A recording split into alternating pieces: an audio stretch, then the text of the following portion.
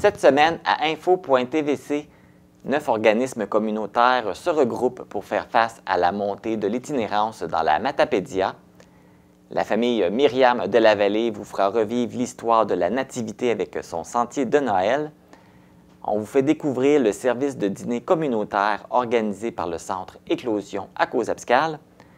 La fin de semaine dernière avait lieu la parade de Noël de la Maison des familles de la Matapédia.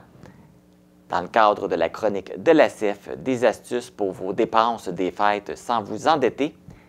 Et on vous dévoile la programmation hiver-printemps 2024 de diffusion Mordicus.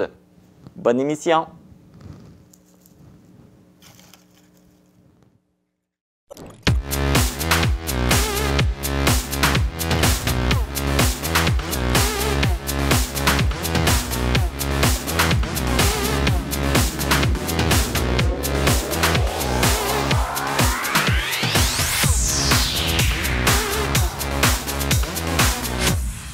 Ici Marc Baudouin, bienvenue à cette édition du vendredi 8 décembre 2023 d'Info.tvc. Pour vous mettre dans l'esprit des fêtes, ne manquez pas ce samedi 9 décembre, le marché nomade de Noël. C'est à la salle du conseil de la MRC de la Matapédia, située au 420 route 132 Ouest à Amqui, que ça se passe. C'est une belle occasion à ne pas manquer pour vous procurer une grande variété de produits provenant du milieu agroalimentaire matapédien. Et vous trouverez de tout pour la préparation de vos repas des fêtes. Alors, on pense achat local.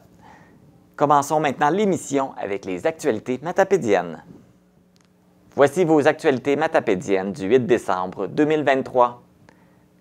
Le directeur général du Centre de services scolaires des Monts-et-Marais, Alexandre Marion, a quitté ses fonctions le 1er décembre dernier. L'ex-directeur général a pris cette décision pour s'occuper davantage de sa vie familiale qu'il avait moins l'occasion de mettre de l'avant en étant dans une région éloignée. Pour Alexandre Marion, le futur directeur général aura à faire face à des enjeux importants comme le recrutement de la main-d'œuvre ainsi que la diminution démographique. C'est la directrice des ressources humaines, Marie-Pierre Guénette, qui occupera le poste de directrice générale par intérim.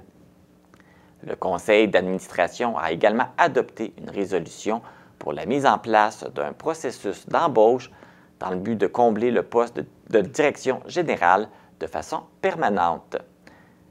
La pause d'Alexandre Marion aura été de courte durée puisque celui-ci occupe le poste de directeur général au Centre de services scolaires des Hautes-Laurentides en date d'aujourd'hui, le 8 décembre.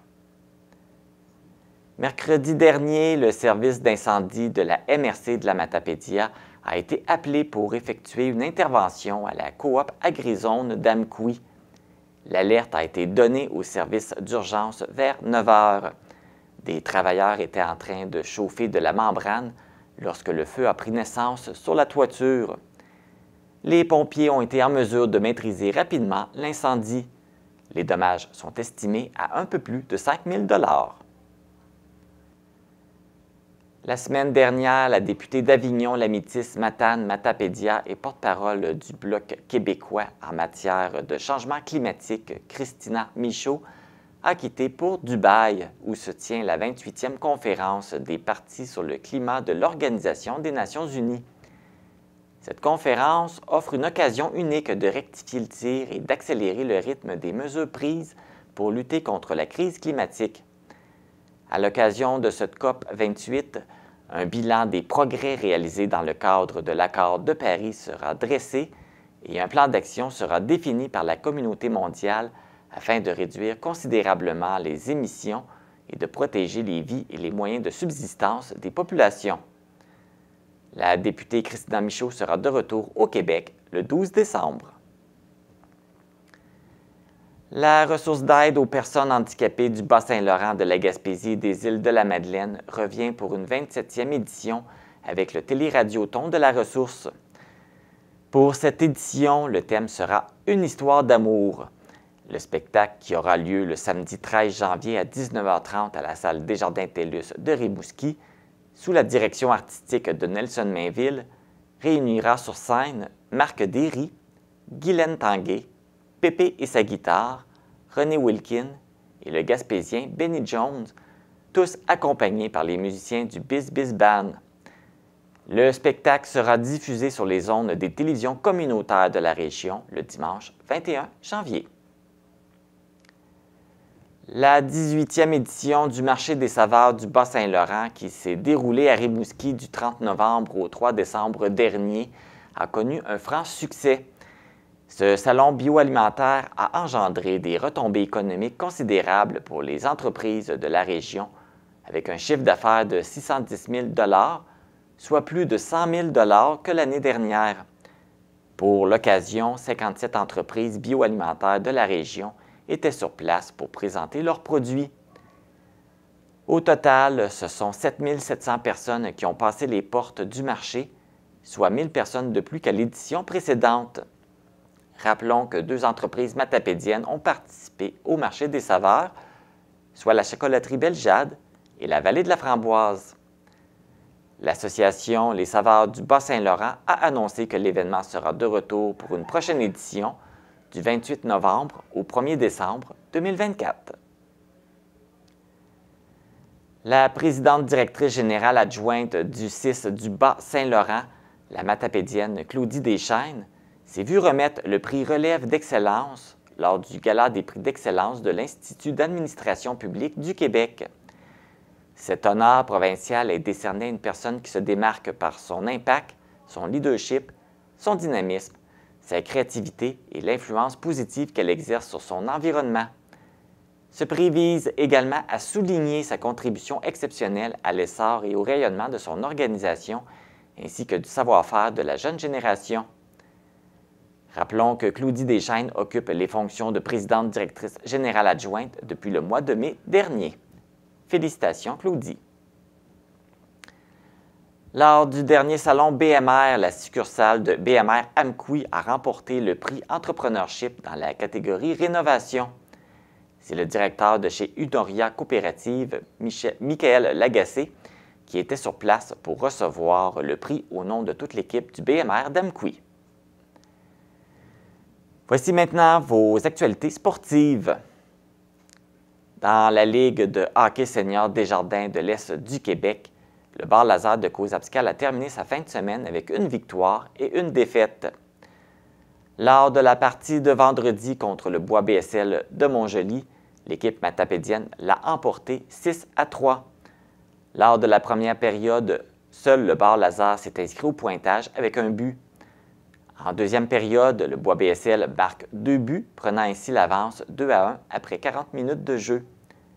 Le bar Lazare a remonté la pente en troisième période. Après le troisième but de Montjoly, Félix Saint-Don, Patrick Tremblay à 2 reprises et Ludovic Lefrançois ont tous trouvé le fond du filet. C'est Olivier Galland qui confirme la victoire de l'équipe avec un but dans un filet désert. En ce qui a trait à la partie du samedi, le bar Lazare a essuyé une défaite de 7-2 contre les Castors de Matane. Les 2 buts de l'équipe matapédienne ont été marqués par Jonathan Lavoie lors de la première période qui s'est terminée 2-2. Matane a marqué 3 points en deuxième période et 2 autres dans le dernier tiers de la partie.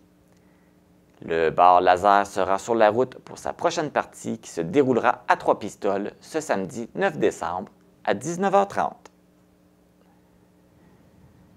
L'équipe de natation Alizé du Centre matapédien d'études collégiales a participé à la compétition numéro 2 de la Conférence du Nord-Est qui avait lieu à Drummondville la fin de semaine dernière.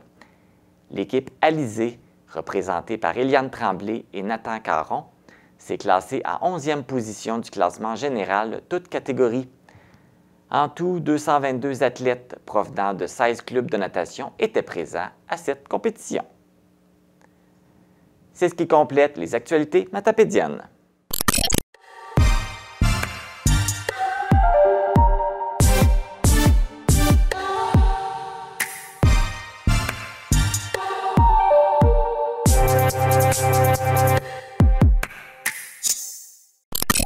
Après les MRC de Rimouski-Neigette et de la Matanie, c'est au tour de la vallée de la Matapédia de s'inquiéter de la hausse de l'itinérance sur son territoire. 9 organismes communautaires se regroupent pour former le comité Logement Itinérance. Pour nous en parler, je reçois Sophie Champagne, qui est directrice de la Corporation de développement communautaire de la Matapédia. Bonjour Sophie. Bonjour Marc. Ça va bien? Très bien, toi? Oui, ça va très bien, merci. Tout d'abord, quel portrait on trace de l'itinérance dans la Matapédia? Bien, premièrement, l'itinérance dans la Matapédia, c'est surtout de l'itinérance cachée. Ce qu'on appelle l'itinérance cachée, bien, c'est des gens qui vont une semaine, 2 semaines, un mois sur un ami, sur un autre ami, et ainsi de suite. Fait que c'est un peu comme ça qu'elle a détecté l'itinérance dans la Matapédia. Et puis, c'est ça, il y a une étude qui a été faite, une enquête maison qui a été faite pour évaluer qu'il y avait une hausse de l'itinérance. Oui, le comité, on s'est réunis, puis on a fait passer un sondage auprès des organismes, puis il y a 20 organismes qui ont répondu au sondage. Fait que ce que ça nous a donné, bien, c'est plus ou moins 40 personnes qui sont en itinérance cachée dans la Matapédia. Fait que c'est quand même un bon nombre. C'est pas quelque chose qu'on a déjà vu? Aussi grand nombre d'itinérants dans la Matapédia? Non, c'est grandissant, hein, avec tout ce qu'on vit, les taux d'inflation, le manque de logement, des problématiques qui nous arrivent dans notre vie des fois. Des fois, c'est des choix de vie, tout simplement. Mais effectivement, c'est grandissant, puis je pense qu'on n'a pas fini de voir des situations comme ça. Non, parce que là, la situation ne va pas s'améliorer non plus. Le coût de la vie augmente et tout, donc c'est pas évident pour ceux qui n'ont pas les moyens de se payer un logement et tout. Là. Effectivement. Est-ce qu'il y a un groupe de personnes qui est plus touché par l'itinérance?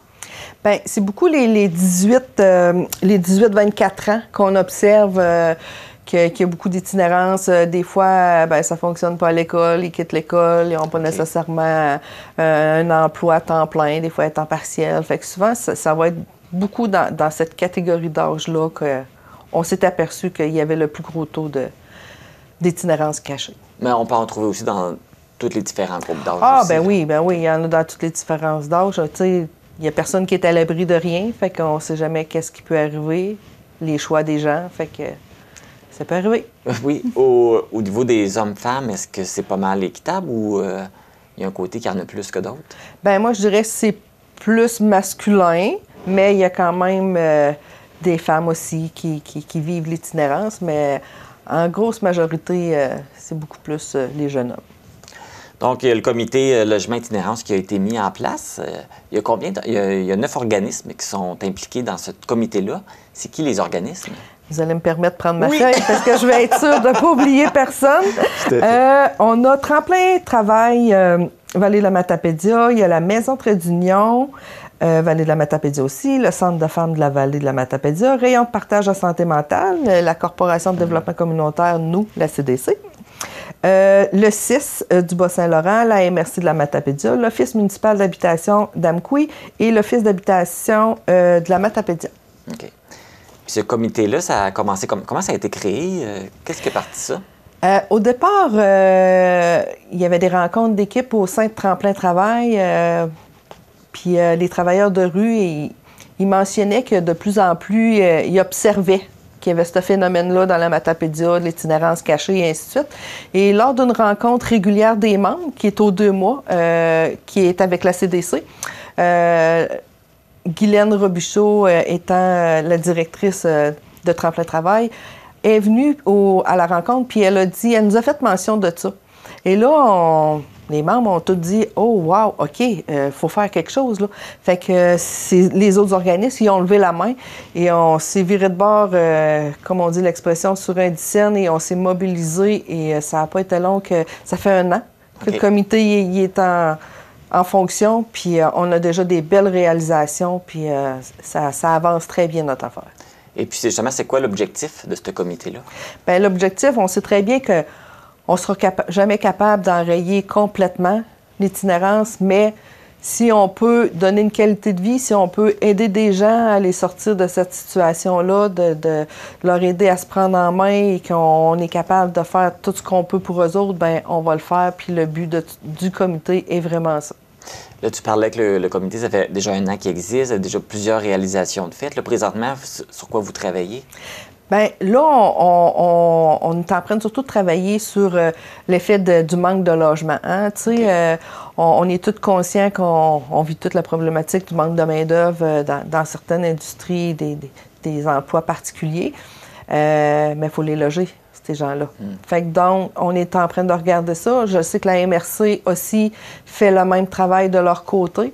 Fait que justement, cette semaine, on a une rencontre, les acteurs de la MRC avec la CDC et le Centre de santé, le CIS, pour regarder ensemble qu'est-ce qu'on peut faire, qu'est-ce qu'on peut travailler en commun, c'est quoi les prochaines étapes à faire pour réussir justement à contrer ce manque de logement-là dans la Matapédia. Oui, puis ça, c'est pas quelque chose qui est évident non plus parce qu'il manque de logement, mais un immeuble à logement, ça se construit pas en claquant des doigts. Non, ça se construit pas en claquant des doigts. Malheureusement. Non, non, effectivement. Tu sais, c'est sûr qu'avec les offices d'habitation, il y aurait la possibilité, mais tu sais, avec toute la machine gouvernementale, c'est long, c'est beaucoup d'étapes, c'est beaucoup de ci, c'est beaucoup de ça, puis on s'entend oui, ils vont donner un budget X par année, le gouvernement, mais tu sais, c'est pas pour combler l'ensemble du Québec, là, tu sais, on comprend ça. Fait qu'on veut vraiment regarder avec la partie des locataires privés, avec l'axiologie, est-ce qu'il y a quelque chose qu'on peut faire à ce niveau-là? On peut-tu regarder ensemble c'est quoi les opportunités qu'on pourrait avoir? Fait qu'on est vraiment dans tout ce processus-là. Là. Oui. Et là, tu mentionnais aussi qu'il y a eu des belles réalisations qui ont été faites. Qu'est-ce qui a été fait jusqu'à maintenant? Bien, jusqu'à maintenant, c'est sûr, on a mis en place comme 2 chambres vraiment à la disposition des intervenants, vraiment en cas d'itinérance sévère, si on veut, là, tu sais, vraiment de dernier recours. Hein, je pourrais le dire comme ça. Fait que, tu sais, on a déposé des demandes, on a eu des subventions pour être capable de faire ça. Fait que c'est super le fun parce que on a quand même des gens qui sont allés. Il y a 4 personnes qui en ont bénéficié jusqu'à maintenant. Par la suite, ils ont été accompagnés, ils ont été pris en charge, mais ils sont en appartement. On a réussi à lui trouver un appartement. Fait que, tu sais, c'est des belles réalisations pour le comité, là, ces choses-là. Là. Ça va bien, puis on les aide bien, parce que là, avec l'hiver qui arrive, là, qui est commencé même, avec le froid aussi, c'est pas évident, là, quand on n'a pas de logement, on est itinérant. Non, non, on n'a pas de logement. Puis, tu sais, les yeux, pour nous, la Matapédia, c'est sûr que ça repose beaucoup sur les travailleurs de rue qui font un travail extraordinaire, exceptionnel. De ma part, en tout cas, moi, je lui lève mon chapeau. Ils font vraiment un beau travail. Fait que c'est sûr que c'est vraiment eux autres, nos yeux. Puis après ça, tu sais, il y a tous les intervenants du milieu qu'eux autres aussi, on voit des choses, puis qu'on peut les référer, puis qu'on s'enligne avec ça.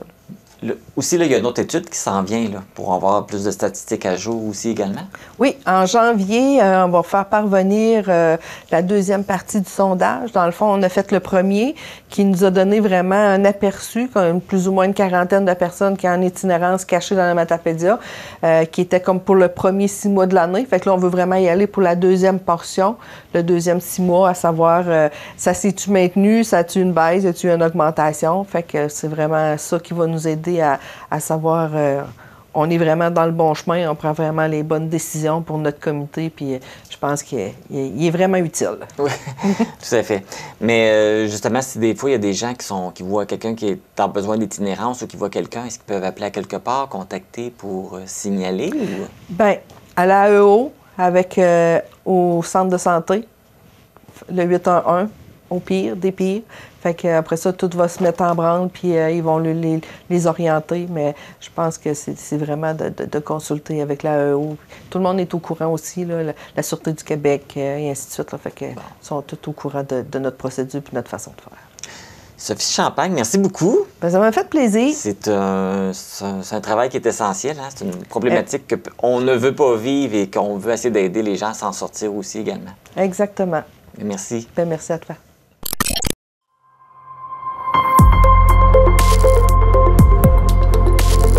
Pour connaître ce qui se passe chez vous, dans la vallée de la Matapédia, TVC Matapédia, on s'y retrouve partout.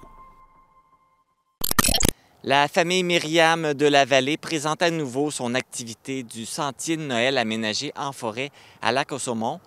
Je suis sur place, je vais aller justement rencontrer la famille Myriam pour parler de cet événement.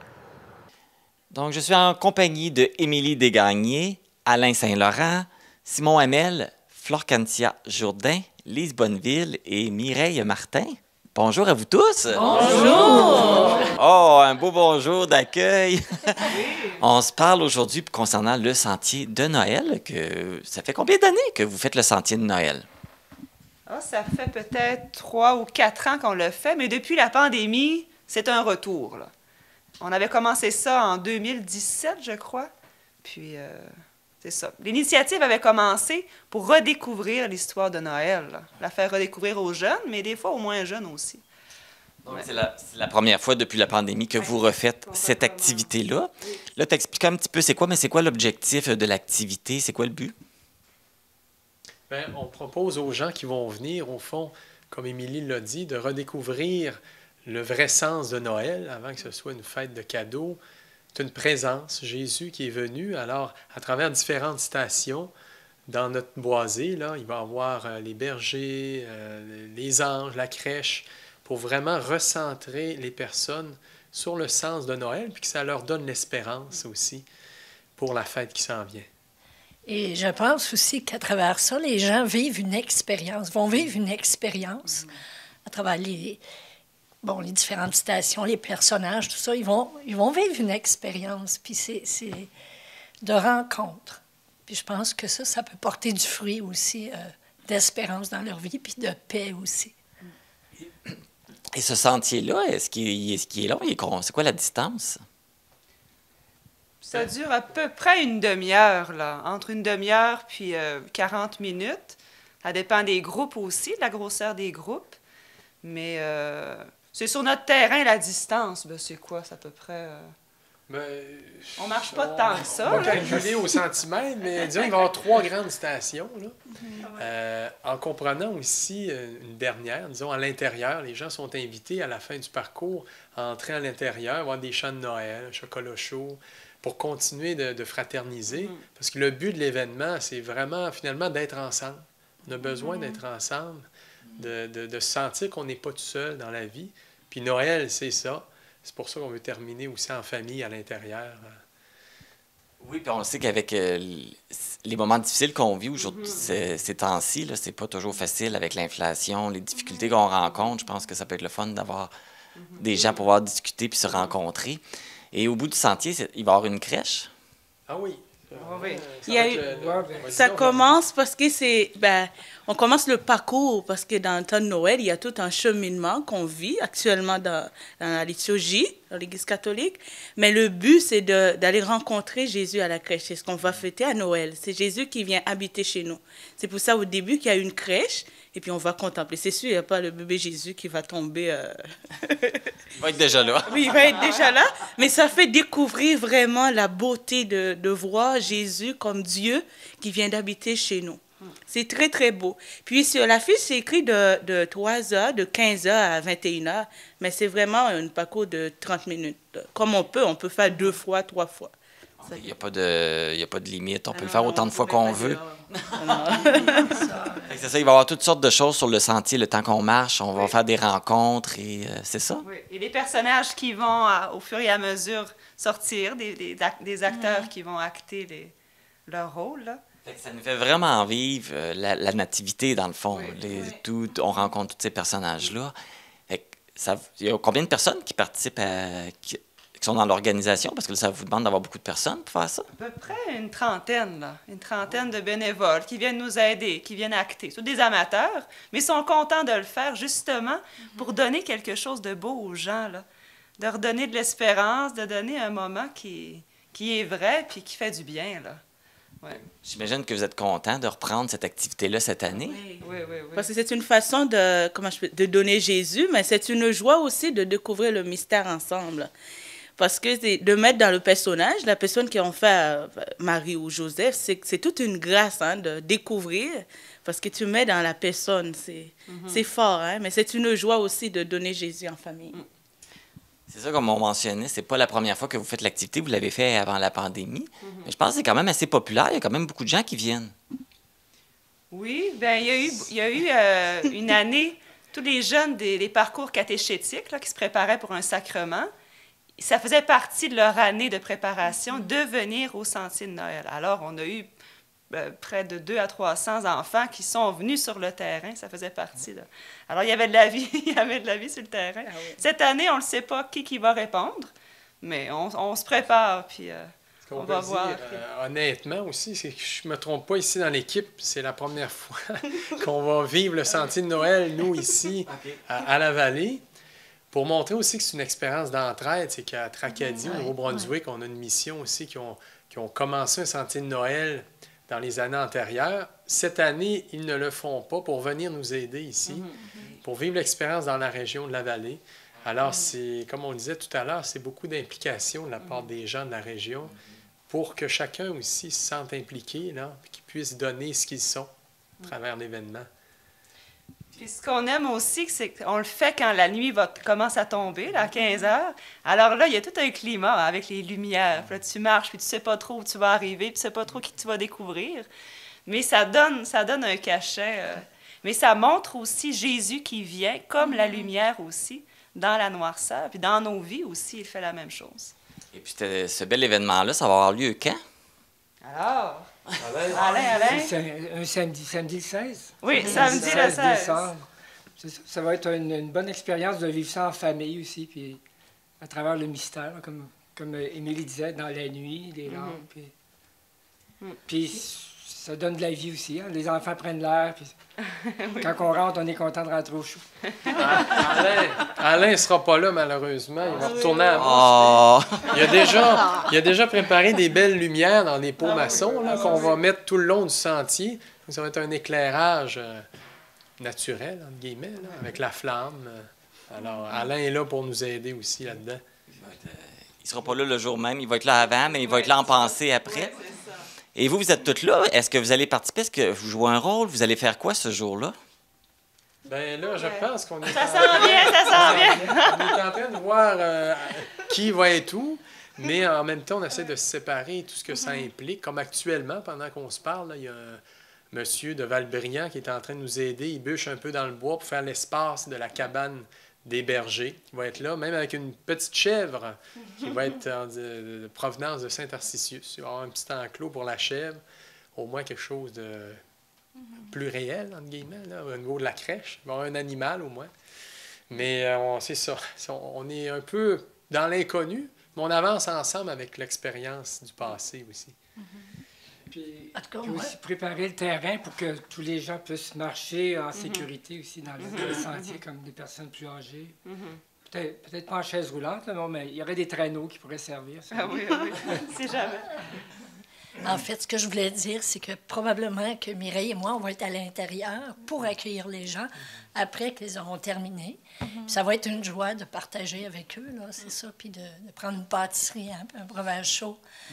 Puis, ce que je voulais dire, peut-être qu'on le dit un petit peu tantôt, mais il y aura des départs à toutes les demi-heures. Tu sais, les gens peuvent se dire, bien, à quelle heure qu'on y va, puis tout ça. Mais si les gens arrivent aux demi-heures, il y a un départ, normalement, là, après le groupe suivant. Ça va être de quelle heure à quelle heure, l'activité? 15h à 21h. Le dernier départ est à 8h30. OK. Donc, on peut venir n'importe quand dans la soirée, au moment qu'on en a envie. J'imagine que c'est beaucoup d'organisation, beaucoup de préparation. Là, vous en êtes rendu où dans l'organisation de ce sentier de Noël? Bien, comme on le disait un peu tout à l'heure, là, il y a un monsieur qui travaille dans le bois pour faire le sentier. Il y a un autre homme qui est en train de bâtir des panneaux, là, 4x8, pour faire les 2 cabanes, pour les bergers et la crèche. La semaine prochaine, il y a d'autres personnes qui vont nous aider à venir mettre des lumières dans les arbres aux endroits plus stratégiques. Alors, on avance tranquillement, comme à la crèche. Hein? Il n'y avait rien de compliqué à Bethléem. C'était dans la pauvreté. Alors, on vit un peu ça aussi dans l'organisation. Est-ce que les gens qui vont marcher dans le sentier vont être guidés par une étoile? Effectivement. Effectivement, ils vont finir par l'avoir, l'étoile. Mais justement, il ne faut pas tout dire, parce que là... Mais ils vont être guidés. Il y a un guide qui va les accompagner. Ah là. oui, Ils ne peuvent pas se perdre. Bien enflammé. Ça, c'est une surprise, on ne le dit pas. Donc, c'est un beau projet, le Sentier de Noël. Est-ce que vous avez d'autres activités qui tournent autour de ça ou qui s'en viennent aussi également? Bien, on peut en profiter pour dire qu'on fabrique ici, dans notre petit artisanat, des crèches artisanales. On s'amuse bien. Parce qu'on sait qu'on n'en trouve plus beaucoup dans les boutiques, dans les magasins. Alors, on en vend dans notre boutique. Si jamais il y a des gens qui cherchent à se procurer une crèche. Puis on a aussi fabriqué un bébé Jésus en cire avec les méthodes traditionnelles de l'époque, là, avec des vrais petits cheveux, puis des beaux petits yeux en verre, puis un bébé Jésus de 11 pouces. Puis, c'est ça, on a des billets, puis il va être... on va tirer un nom le 16 décembre pour la personne qui va repartir avec le bébé Jésus en cire. Un tirage, gagner un beau prix, on part avec le Jésus. Ben, c'est merveilleux, c'est fantastique. Oui, exactement. Si les gens veulent venir acheter des billets, ben, il y a des dons suggérés, puis voilà. Ouais, oui, c'est ça. Fait que dans le fond, c'est le monde donne ce qu'ils veulent pour venir faire l'activité. Ah, pour le sentier, les gens peuvent faire des dons, mais c'est gratuit. Là. OK. Oui. Ben, merci beaucoup. Ça a été une belle rencontre, puis c'est une très belle activité, puis on invite les gens là, à venir faire le sentier de Noël. Donc, merci Émilie, Alain, Simon, Florcancia, Lise et Mireille. Merci beaucoup de ce bel accueil chaleureux. Merci à vous. On a un petit chant de Noël. Ah, ben, allez-y. Hosanna, Alléluia, c'est Noël. Hosanna, Alléluia, c'est Noël. Bienvenue. Si vous voulez visiter le sentier de Noël le 16 décembre prochain, c'est au 405 route 132 à Lac-aux-Saumons que ça se passe. Pour information, vous pouvez contacter le 88 778 3110. Et tant qu'à venir au sentier de Noël, pourquoi pas venir visiter la belle boutique et vous acheter quelques articles religieux. Pour contrer le manque d'informations locales, pour sensibiliser la population, pour mettre en valeur le savoir-faire régional, pour divertir la population, pour être accessible à la portée de tous et proche des gens, pour que nos histoires soient relatées et racontées pour les gens qui ne peuvent se déplacer. Au Bas-Saint-Laurent et en Gaspésie, vos 8 télévisions locales existent pour vous.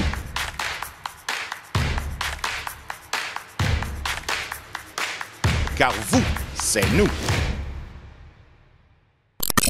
Cette semaine, dans la capsule Bien manger pour tout le monde, on poursuit l'exploration de projets en lien avec l'alimentation.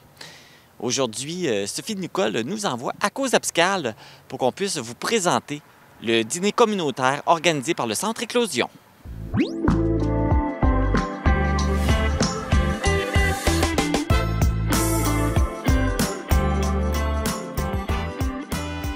Je suis en compagnie de Marie-Ève Roussy, qui est la directrice générale du Centre Éclosion. Bonjour Marie-Ève. Bonjour, ça va bien? Ça va bien, merci toi? Oui, merci. On est ici pour parler d'un service qui est le dîner communautaire. Alors, qu'est-ce que le dîner communautaire? Le dîner communautaire, c'est de l'implication bénévole, c'est de l'implication de nos employés, de nos intervenants. C'est à faible coût, c'est à contribution volontaire. C'est à tous les mercredis au Centre Éclosion, dès 11h30. On offre un service de repas complet. Oui. Donc, un repas chaud. On parle d'un un repas chaud avec souvent 3 services. Là. C'est vraiment bon. Là, on a une bonne soupe, un bon repas, un bon dessert, une bonne portion. Bon, parfait. Et ça s'adresse à qui? Ça s'adresse à toute la population. Vraiment, là, on en a de tous les âges. On a des aînés, on a des plus jeunes, des fois, on a des mamans en congé de maternité. On a vraiment toutes sortes de gens là, qui viennent au centre. Et c'est quoi l'objectif du dîner communautaire? C'est de rassembler les gens, c'est d'apprendre à cuisiner ensemble, c'est de se nourrir ensemble, de partager des bons moments, de partager nos journées. C'est vraiment un beau moment pour se rassembler tous ensemble. Une belle façon de socialiser aussi, de voir le voisinage et de revoir d'autres mondes. Oui, exactement. Très belle façon de socialiser. Et puis, est-ce qu'il y a des frais pour venir au dîner communautaire? C'est à contribution volontaire. Donc, que ce soit un 2 un 10 un 5 tout le monde est bienvenu vraiment. Dans le fond, selon nos besoins, on peut venir manger. Exactement. On laisse personne à la porte. Et puis, dans le fond, ça s'adresse à tout le monde. N'importe qui veut venir peut venir au dîner communautaire. Oui, c'est ça. C'est pas sous inscription. Là. On se pointe, on a une petite fringale. Le mercredi, on arrive au Centre Éclosion. On a un bon café chaud puis un bon repas. Là, tu mentionnais que c'était tous les mercredis. Est-ce qu'il y a une pause pendant l'été? Oui, il y a une pause durant l'été, c'est vrai. Durant la période estivale, on prend une petite pause, on ralentit nos activités comme presque tous les organismes communautaires. Donc, à partir de la mi-juin, puis on reprend au début septembre après la fête du travail. De septembre à juin, on peut venir manger ici à toutes les semaines. Exactement. Mais le Centre Éclosion, il n'y a pas juste ce service-là qui est offert. Non, il n'y a pas juste. Vous avez d'autres offices? On a le déjeuner communautaire qui est le lendemain, qui est le jeudi. Donc, vous avez vraiment aimé votre expérience le mercredi. On renouvelle le jeudi matin avec un bon déjeuner, style brunch restaurant. Donc, on a des œufs, du bacon, des toasts, café, jus, etc. Puis, même chose, contribution volontaire, ouvert à tous. Pas besoin d'inscription, pas besoin d'appeler. On se pointe au centre. Et là, on le voit en arrière, ça bouge beaucoup. Il y a du monde qui travaille fort. Il y a combien de personnes qui sont impliquées là, dans le dîner communautaire? En fait, là, on a notre ressource communautaire, Cassandra. On a une deuxième ressource qui s'appelle Cathy. Puis on a vraiment de bons bénévoles, de bons et nombreux bénévoles. Wow! C'est magnifique. C'est vraiment un beau service que vous offrez. Merci beaucoup. Bien, merci, Marie-Ève. Merci à toi. Le dîner communautaire se déroule tous les mercredis de 11h30 à 13h au centre Éclosion, situé au 63 Saint-Jacques-Sud, à Cause-Abscale. Vous êtes tous les bienvenus pour déguster un bon repas. C'est le retour de la parade de Noël cette année en 2023. La dernière année qu'elle avait eu lieu, c'est en 2018 et je vais aller rencontrer les principaux donateurs de l'événement.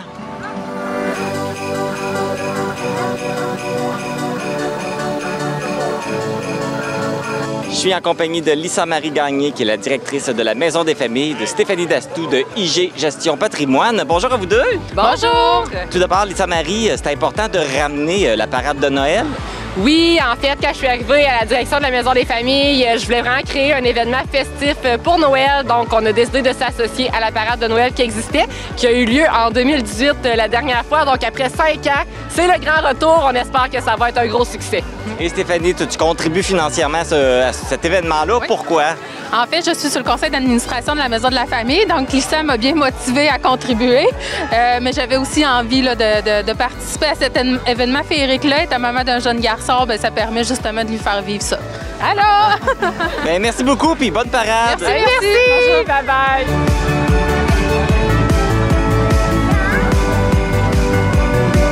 Je suis maintenant en compagnie de Sylvie Blanchette, la mairesse de la ville d'Amqui, parce que la ville, c'est un des principaux donateurs de la parade de Noël. Bonjour Sylvie! Bonjour Marc! Merci d'être là en cette belle journée. Pourquoi c'est important de la ville de contribuer à un événement comme celui-là? Bien, c'est important pour la ville d'être partenaire de l'événement parce que c'est un événement qui nous réunit, puis c'est un événement réjouissant.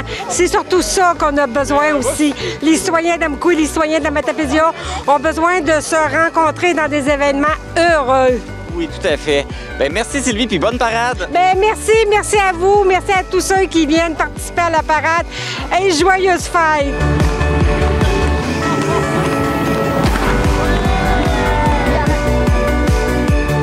Je suis maintenant en compagnie du député de Matane-Matapédia, Pascal Bérubé. Bonjour Pascal. Bonjour Marc. Tu es un des commanditaires majeurs du défilé de Noël. Pourquoi c'est important de contribuer à cet événement?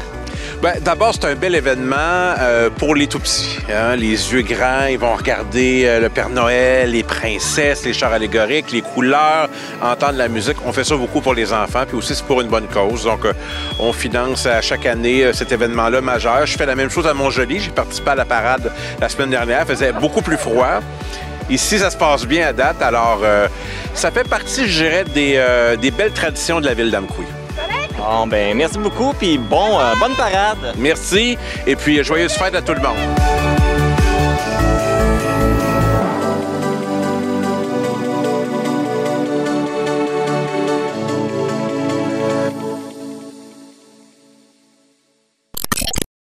Pour nous joindre, composez le 418-629-4503 ou écrivez-nous à journaliste@tvcmatapedia.com.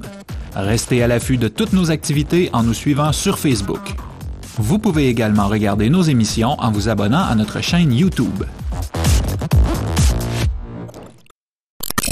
Nous sommes à quelques jours du temps des fêtes. C'est le temps d'acheter vos cadeaux de Noël si ce n'est pas déjà fait. Mais la question qu'on se pose, comment dépenser sans se ruiner?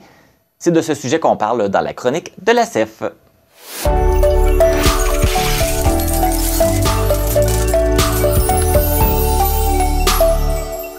Pour m'accompagner dans cette chronique, bien sûr, je reçois Hélène Guilbeault, la directrice de la CEF. Bonjour Hélène! Bonjour! Ça va bien? Ben oui, super bien.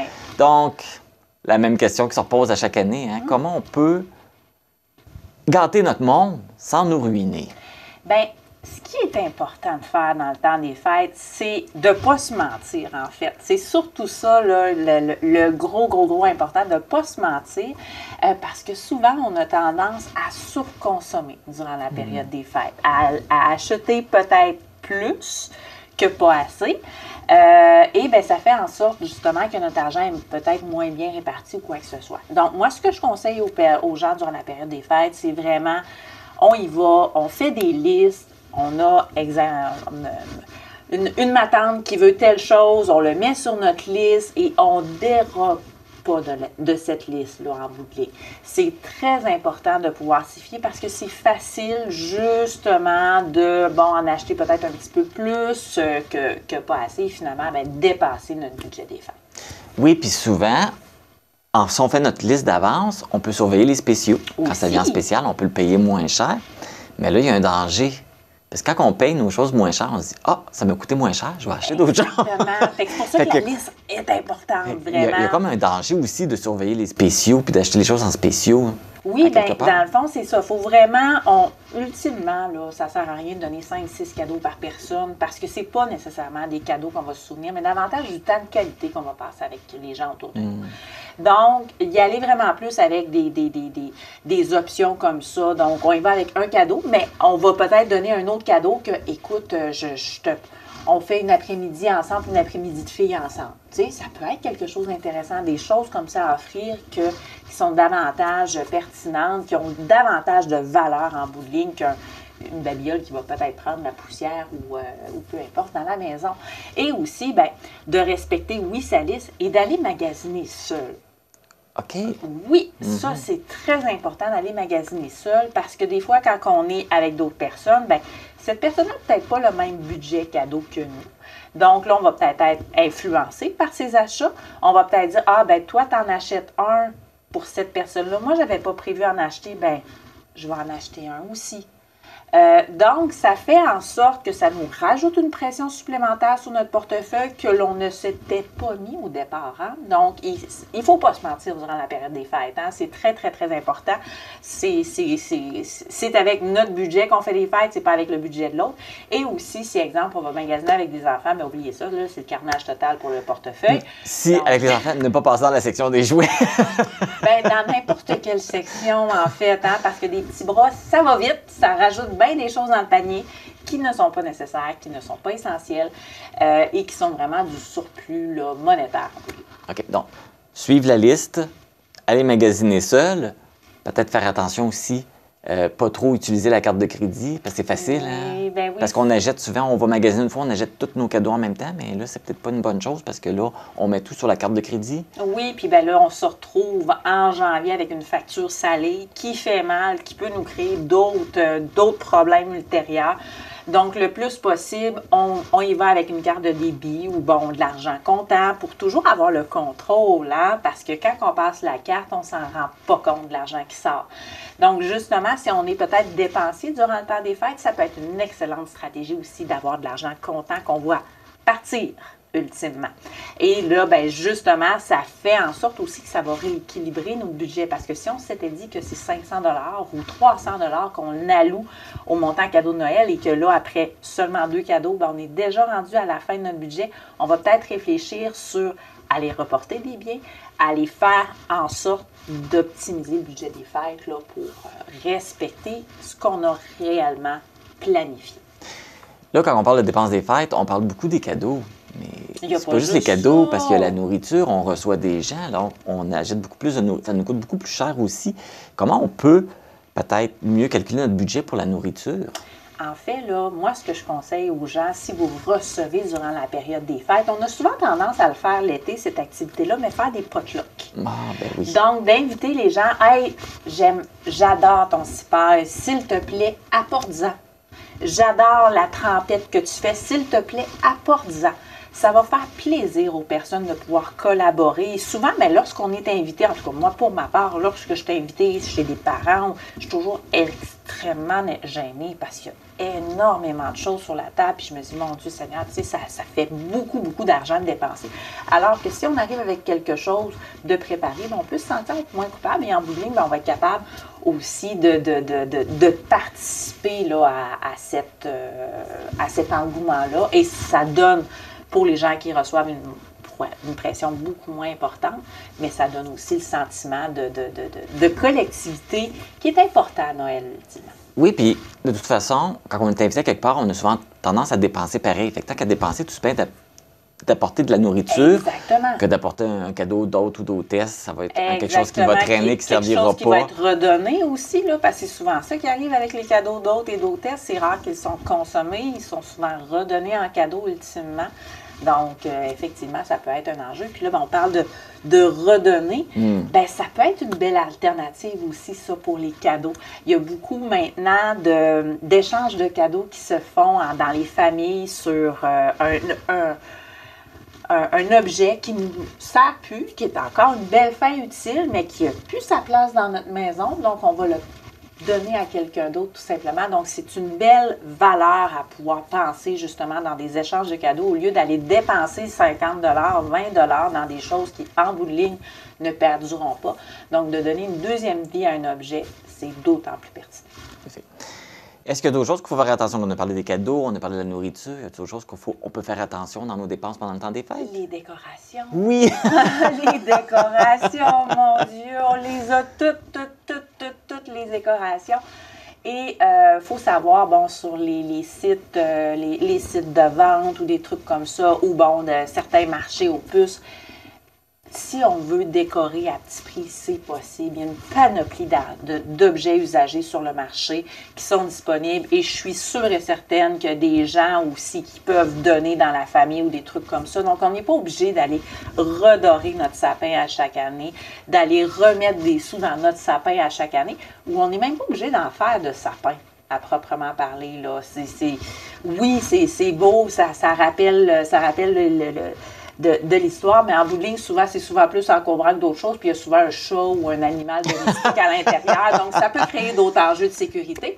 Mais c'est ça. Donc, est-ce qu'on a vraiment besoin d'un sapin? Est-ce qu'en bout de ligne, on ne peut pas réinventer l'esprit des fêtes de d'autres façons? Décorer autrement. Ou réutiliser nos décorations, parce que des fois, je les ai utilisées, ces décorations, reprends-les, oui, ça ne change rien, on les voit juste une fois par année. Ben oui, c'est ça, on les reprend, puis à la limite, même si on est vraiment tanné de la couleur, ben la peinture, ça existe. On peut recycler nos décorations puis les refaire autrement. Ben oui, tout à fait. Puis c'est une super de belle activité familiale en plus.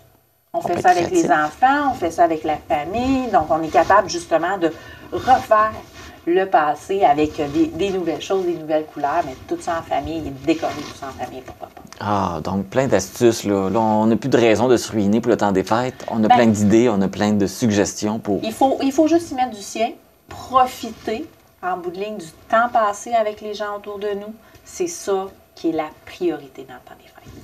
C'est le plus beau cadeau. Exact. Hey, merci Hélène. Merci beaucoup. Je vais te souhaiter un beau temps des fêtes. Pareillement. Et puis, on se revoit l'année prochaine. On espère bien. On va poursuivre. Merci. Alors, on vous souhaite un joyeux temps des fêtes et faites attention à vos dépenses pour passer un beau Noël là, sans avoir le stress de l'endettement. Le diffuseur de spectacles matapédien Diffusion Mordicus a dévoilé sa programmation hiver-printemps 2024 pour connaître l'identité des artistes qui fouleront les planches de la salle Jean Cossette. Je vais aller m'entretenir avec Michel Coutu, directeur général et artistique de Diffusion Mordicus. Michel Coutu, bonjour. Bonjour, Marc. On a une nouvelle saison qui débute. J'imagine que ça ne doit pas être toujours évident pour toi parce que tu nous offres des belles saisons avec plein de bons artistes. Et quand une nouvelle saison arrive, tu dois la préparer. La barre est un peu haute. Oui, effectivement, c'est toujours un défi énorme. Il faut toujours rester audacieux. Il faut aussi penser à ce que les gens aiment. Il faut rester à l'affût aussi des artistes qui arrivent. Il y a certains spectacles qui sont dans cette programmation qui étaient signés depuis 2 à 3 ans parce qu'on sait qu'il y a une production qui s'en vient et ils vont entrer en rodage. Donc, c'est un beau défi. Effectivement, on vient de terminer la programmation du 40e et je me posais vraiment la question en février dernier, comment on va faire pour garder une une qualité aussi belle, parce que la programmation était fantastique. Comment on va faire pour continuer comme ça? Mais il y a tellement, écoute, au Québec, il y a une panoplie d'artistes fantastiques, de production. Donc, on a toujours des belles surprises. Qui a donné cette belle programmation encore pour l'hiver-printemps? C'est ça fait des années que tu fais ça, donc tu commences à connaître les goûts des Matapédiens. Alors, c'est quoi qui est surtout apprécié? Bien, ce qui est apprécié, je te dirais la programmation, les artistes qu'on amène, et le fait qu'on amène les gros noms, que ce soit du côté de Québec, de Montréal, de Rivière-du-Loup, de Rimouski, les mêmes artistes passent ici à Amkoui. Et ce qui est apprécié aussi, c'est le prix des billets. Parce que, à moins d'avoir, tu sais, les billets sont fixés selon la grosseur de la production, les coûts de plateau, les coûts de la technique. Donc, on essaie toujours de garder un coût de billet assez bas. Et on est aidé, évidemment, parce que, pardon, on a des partenaires ici à Amkoui, entre autres comme Desjardins, qui est notre partenaire de saison, le Conseil des arts et lettres du Québec, la ville d'Amkoui. On est aidé aussi par Métro. Là, je fais du name dropping, excusez l'anglicisme, mais je fais du name dropping de partenaires, mais c'est important de dire aussi que les billets sont bas parce qu'on a des gens qui nous aident, soit pour la bouffe dans les loges, pour le Select Hotel, pour l'hébergement, donc la ville d'Amkoui pour le bureau et Desjardins, partenaire de saison, comme je viens de dire. Donc, ce qui permet d'avoir un billet à 38 $, un billet à 30 $ et un billet à 10 $ pour les 18 ans et moins. On a lancé environ une trentaine de spectacles et il y a environ 25 shows qui sont admissibles à ce prix de billet-là. Donc, on voit des choses qu'on a une quinzaine de jeunes avec leurs parents qui ont payé seulement 10 $. Donc, ça nous permet avec ces partenaires-là. Et c'est ça qui est vraiment, vraiment, vraiment apprécié. Et d'ailleurs, tu parlais d'avoir des gros noms. C'est pas toujours évident de les avoir. Comment tu fais pour les attirer ici en région à Amkoui? Ah, ça, écoute, c'est du sucre à crème. Non, bien, c'est une renommée. La salle Jean Cossette est vraiment bien reconnue et Diffusion Mordicus aussi pour bien recevoir ses artistes. Bien payer ses cachets. Tu sais, on a toujours bien payé nos cachets. La technique est vraiment, on va dire, ça coche. La salle de spectacle Jean Cossette, depuis qu'on l'a rénovée en 2013, on est une des salles les mieux équipées dans l'Est du Québec. Et même, je te dirais, à la grandeur du Québec, il y a des salles qui sont un peu jaloux de ce qu'on a. On a un directeur technique qui est Pierre Vignola, qui est ici depuis très longtemps. Ça fait 25 ans au moins qu'on travaille ensemble, qui a gardé la salle exactement comme quand on l'a rénové. On l'a amélioré constamment et on est à l'écoute des artistes qui passent et des équipes techniques et des musiciens. Lorsqu'on a besoin d'un équipement spécifique, ils vont nous le dire, ça serait le fun d'avoir tel moniteur maintenant ou tel micro, mais lorsqu'ils reviennent, on a acheté ce micro-là, on a acheté ce moniteur-là. Donc, ils reviennent nous dire, OK, la sécurité aussi et le public de la vallée de la Matapédia et les gens de l'extérieur aussi qui viennent. C'est une petite salle de 433 places. De la façon qu'elle est faite, elle est bâtie, on a une proximité incroyable avec l'artiste et la sonorisation à l'intérieur. Écoute, l'acoustique dans cette salle-là est tout à fait magique. Donc, on se sent chez nous. Et la salle, comme la partie Matapédien, moi, je fais seulement mettre des artistes à l'intérieur. Donc, les gens se le sont appropriés et les artistes, bien, ils le ressentent. On peut être 50 dans la salle de spectacle ou 433. Ça paraît pas trop parce que, justement, le public de la vallée de la Matapédia, c'est fantastique et les artistes nous le disent. Ils aiment ça venir ici parce qu'ils sont bien accueillis, parce que les gens se lèvent, il y a des rappels, on les voit sur les réseaux sociaux lors des rencontres après. Donc, c'est une renommée qu'on a bâtie avec le temps. Donc, on dit, on a un bon nom. C'est ça. Bravo pour ça. Ouais. Ben merci. Ben oui, c'est important. C'est tout un travail de se faire un nom, hein? Ah oui, énormément, parce que dans le milieu artistique, il y a certains artistes, on ne se le cachera pas, là, des fois, c'est une question d'argent. On est capable de payer des excellents cachets. Ça, puis parce que le public fréquente sa salle de spectacle. S'il n'y aurait pas de public dans la salle, on ne pourrait pas se permettre de payer des cachets énormes. On le sait, avec la conjoncture économique, tout a augmenté. L'hébergement, le déplacement, les per diem pour les artistes, les coûts de production, les coûts de plateau, c'est énorme. Mais on s'en tire bien, on négocie serré. On travaille avec des partenaires comme Rimouski, Rivière-du-Loup, New Richmond. On est sur la route. Nous, on est dans le milieu. C'est ça, on est chanceux parce que lorsqu'ils passent à Amkoui, je peux négocier des fois des ententes, bien le fun. Passer à Amkoui, ça va payer le gaz, ça va payer le coucher, on va payer les frais et tout ça. Donc, on peut parfois négocier des cachets intéressants. Bon, tant mieux, parce que c'est sûr que c'est pas évident ces temps-ci non plus, là. Et lundi dernier, la programmation a été dévoilée. Fait que là, on connaît maintenant les artistes qui vont marcher sur les planches de la salle Jean Cossette. On peut avoir un aperçu? Ben oui, ben écoute, ceux qui ont cité au lancement étaient vraiment contents et on l'a vu dans les ventes cette semaine aussi. Rendez-vous sur le site Internet de Diffusion Mordicus, là, au www.diffusionmordicus.ca ou bien au Select Hotel et à la TVC. Écoutez la TVC, on passe la programmation. Et si vous voyez les messages sur les grandes chaînes de télévision, ça a été produit par la TVC aussi. Donc, les messages vont rouler en boucle. Mais tu sais, je pense entre autres des coups de maître, J'ai du temps qui revient, qui était venu une fois ici pour son show d'humour, commencé à animer Occupation Double. Il revient. Aussitôt, sa sœur Laurie m'a écrit. Hey, Jay passe à Rivière-du-Loup, ça te tente-tu de l'avoir? J'ai dit oui tout de suite. Ensuite, Tocadéo qui revient aussi. Tocadéo qui s'en vient. Et un coup de maître, c'est la machine de Turing avec Benoît McGuinness. Ça, c'est un artiste fantastique. Et moi, je ne suis pas groupie dans la vie, là, mais là, ce soir-là, je vais aller écouter le show puis je vais finir avec une photo avec lui sûrement. Mais ce sont des artistes et on a beaucoup d'humour. Les nouveaux en humour, entre autres, Mathieu Pepper qui s'en vient. Qui est très populaire. Ben oui, exactement. Laurent Paquin, nouveau spectacle d'humour. Et en chanson, ben on a toujours des gros noms, même au niveau du théâtre. C'est fantastique. Mais aussi, on fait beaucoup de place aux communautés autochtones, aussi à la chanson autochtone. Donc, Maton et Paco, qui sont de gros artistes de Mayotanam, qui sont des vedettes au niveau du hip-hop, au niveau de la chanson autochtone. Donc, on aura ça aussi. Donc, le but, c'est d'aller voir un peu, on parle de entre 20 et 30 spectacles, parce qu'on a aussi des spectacles scolaires. Et la semaine de relâche aussi. Passe-partout. Faut pas oublier nos jeunes. Ben oui, le Passe-partout revient aussi, là. Donc, c'est super le fun. C'est une supplémentaire. Donc, c'était plein la dernière fois. Donc, ça va être plein encore une fois. Il y a une particularité cette année, là. Il va y avoir juste un spectacle à la semaine de relâche. Oui, habituellement, on faisait 5 spectacles avec des prix de billets très, très, très bas. Mais avec le nombre d'activités qu'il y a dans la vallée de la Matapédia, on manque d'enfants, je pense. On manque de temps aussi pour les parents qui doivent se déplacer à plusieurs activités. Il y a beaucoup d'activités gratuites. Donc, on a décidé d'en faire seulement un pour laisser la place aux autres. La Maison des familles en fait, la Ville d'Amkoui, les Grands Amis, Cosmos font une belle semaine d'activités. Donc, pour inviter les gens, s'il y a des activités gratuites, bien, tant mieux. Donc, nous, on a décidé de faire seulement un show le mercredi, un beau gros nom en plus avec Passe-Partout. Donc, on va les gâter. Ensuite, ils pourront aller s'amuser ailleurs.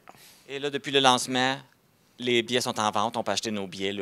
C'est déjà fait. On peut déjà acheter nos billets. Oui, exactement. Depuis le lancement lundi passé, les gens peuvent acheter leurs billets. Et moi, je vous conseille, écoutez, donnez des billets de spectacle en cadeau. Offrez la culture en cadeau. Si vous ne savez pas quoi acheter, achetez un certificat cadeau de Diffusion Mordicus. Les gens pourront acheter le spectacle qu'ils veulent. Et ce qui est le fun d'acheter un billet de spectacle pour quelqu'un, c'est lorsqu'il va aller voir le spectacle l'an prochain ou au printemps, bien, il va se rappeler du cadeau, il va se rappeler de la personne à qui il l'a donné. Et c'est encore mieux si vous assistez au spectacle avec lui ou avec elle. Et même, c'est la même chose pour les entreprises. On a eu beaucoup d'entreprises qui ont acheté des rangées de sièges et qui ont fait leur party de Noël ou qui ont offert des spectacles à leurs employés. Donc, c'est toujours un beau moment. Venir rire, on ira voir une belle pièce de théâtre, des choses auxquelles on ira à l'extérieur qui nous coûtera un bras. Bien, on peut l'avoir ici à la salle Jean Cossette. C'est vraiment fantastique. Si on veut un cadeau qui va pas déplaire, c'est celui-là. Ouais. Sans contredit. Oui, exactement. Oui, exactement. Puis là, si la personne n'aime pas l'artiste, pour ça, je conseille les certificats cadeaux des fois. Oui, c'est ça. Donc, c'est vraiment fantastique. Et on a des shows qui se remplissent rapidement. Donc, dépêchez-vous parce que les spectacles, ça se remplit assez rapidement. On peut rappeler les dates de la saison. Ça commence quand le premier spectacle et ça se termine quand? Premier spectacle, 19 janvier. Ça va se terminer en mai, aux alentours du 28 mai, avec Joyce Sansana, qui était vraiment une fantastique voix. On commence avec J'ai du temps, puis on finit en chanson. Il y a du théâtre. C'est une programmation qui est assez audacieuse, mais qui va plaire à tout le monde. Michel Coutu, merci beaucoup. Puis on souhaite une belle saison. Hiver-printemps. Oui, hiver-printemps, exactement. Puis je vous souhaite un joyeux Noël. Merci à la TVC aussi de nous suivre dans nos belles folies. Merci. Pour ne rien manquer des dernières nouvelles et découvrir toute la programmation de Diffusion Mordicus, rendez-vous sur le diffusionmordicus.ca et abonnez-vous à l'infolettre. Informatique Barest est responsable de l'entretien du matériel informatique de votre TVC. Informatique Barest, vente et réparation d'ordinateurs, services commerciaux et résidentiels. 418-629-INFO. C'est ce qui termine cette édition du 8 décembre d'Info.tvc. Merci d'avoir été à l'écoute. Les vêtements que je porte sont une gracieuseté de la boutique Passion Mode située à Causes-Abscales. Les décorations que vous voyez dans le sapin ont été réalisées par les gens de la boutique unique du centre d'activités de jour situé au 25 avenue du Parc à Amkoui. Ne manquez pas le télébingo ce dimanche à 12h30. Les cartes à jouer sont de couleur verte. Pour ma part, je vous retrouve la semaine prochaine pour une autre édition d'Info.tvc. Bonne semaine!